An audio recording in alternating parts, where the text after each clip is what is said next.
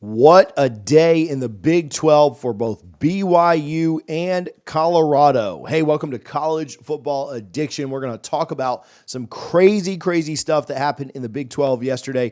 Both those teams were off. Both those teams did not play, and they were the big winners of the weekend. Now, I know there were other big winners. I know UCF, and I know Baylor, obviously Houston, obviously Texas Tech. There were some big winners that played, but the biggest winners probably didn't even take the field. BYU and Colorado get massive news. And Colorado probably the biggest winner of the weekend after some results that were, I don't want to say shocking, because nothing's shocking in a season like this. When everything's shocking, nothing's shocking in college football this year. But Texas Tech beating Iowa State, knocking off an undefeated team is huge. It gives BYU a little bit of cushion. And then Houston beating Kansas State may take them out of contention for the Big 12 championship. And both those teams were still ahead of Colorado. So BYU gets a little more separation, and Colorado comes up to the pack and has a great chance now to go to the Big 12 championship. Huge upsets. Colorado's path is now much more realistic. We talked about this last week when we presented you kind of the crazy scenarios, the tiebreakers, this, that, and the other. We said Colorado just needs to take care of business, and they need to win out and then see where the chips fall. Well, here's the thing. They didn't even have to take care of business yesterday. They were off. BYU was off, and both these teams get huge results from others faltering. Now, there comes a warning with this if you're a Colorado fan, if you're a BYU fan, and we'll talk about that in just a moment, but Colorado's path, much more realistic now. Now, they still have to take care of their own business, and they did nothing yesterday. Let's be very frank, and neither did BYU. And so I'll give you guys some scenarios in a moment just here, but I will say there's a huge warning that comes with that. We'll talk about that in a moment. But if it was over today, BYU would obviously be in because they're undefeated. And at this moment, Iowa State would be in. So how can Colorado get back into it? Well, they're back into it now. They just wouldn't win the tiebreaker today. We'll talk about that in a sec. First of all, last week we said that Colorado would need a lot of help with some losses, and I did not expect these two.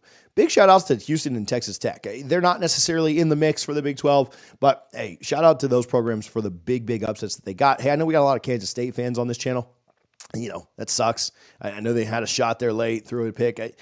Kansas State's been a fun team to root for. It feels like Avery's just not quite there.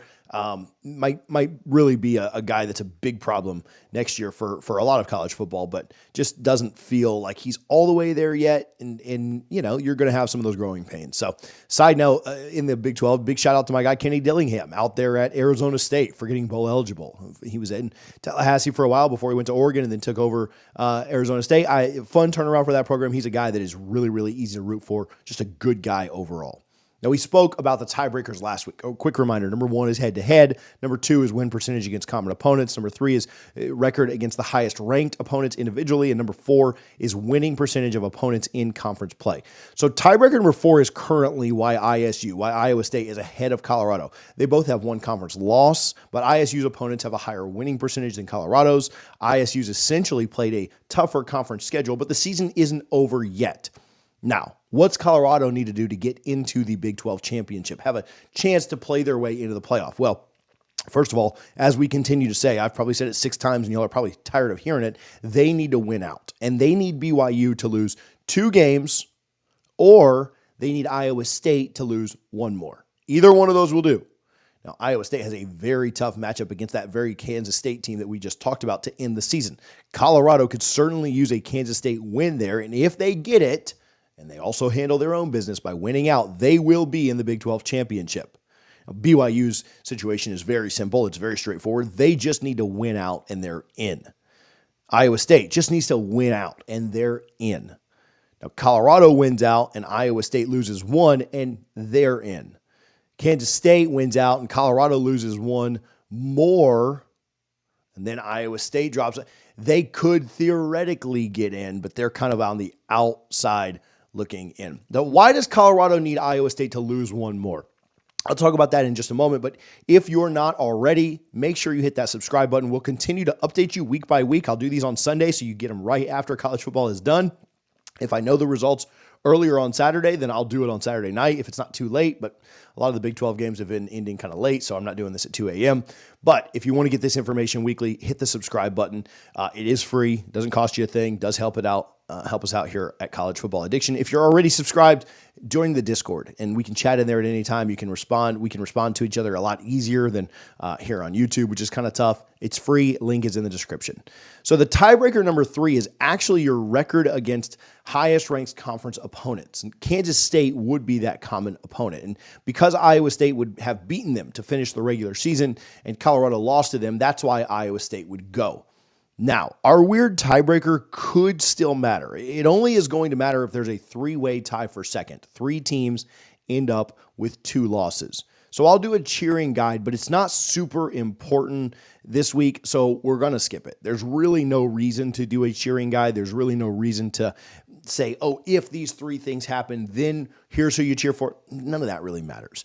At the end of the day, if you're a BYU fan, you would love to see Iowa State lose another one. You'd love to see Colorado lose another one. You'd love to see Kansas State lose another one. And so you're going to be cheering against those teams. If you're a Colorado fan, you certainly need Iowa State to lose. You could use a BYU loss. Kansas State doesn't really matter so much anymore, but it'd be fine for you if they lost as well. If you're an Iowa State fan, you'd love Colorado to drop a game because then you kind of have a 2-game lead on them with 2 games to go. If you're a Kansas State fan, you need everybody in front of you to lose. You could also use a BYU loss if you are Iowa State. At this point of the year, if you're a fan of one of those 4 teams, BYU, Iowa State, Colorado, and then to a lesser degree, Kansas State, you need to cheer for yourself and cheer against the other 3 teams. It is that simple. There's no real reason for a cheering guide between Baylor and TCU and UCF and Arizona and Texas Tech. None of that really matters. Cheer for the team that you support. I don't have to tell you that 3 times. And cheer against the other 3. That's how it goes down now. You don't want to cheer for best opponent or this, that, or the other. You need those teams to lose, and you need to win. Now, if you're BYU, you maybe care less about the teams behind you. You can just focus on winning, and that's all that really matters for BYU. If you're Iowa State, you can just win out, but it'd be nice to have a little bit of cushion. What we've seen is that nobody in this conference is invincible. The Texas Tech-Colorado game is going to be absolutely phenomenal this week. It is going to mean so much. If Colorado wins that, I think they win out. It's not a guarantee. That's not saying they couldn't slip up.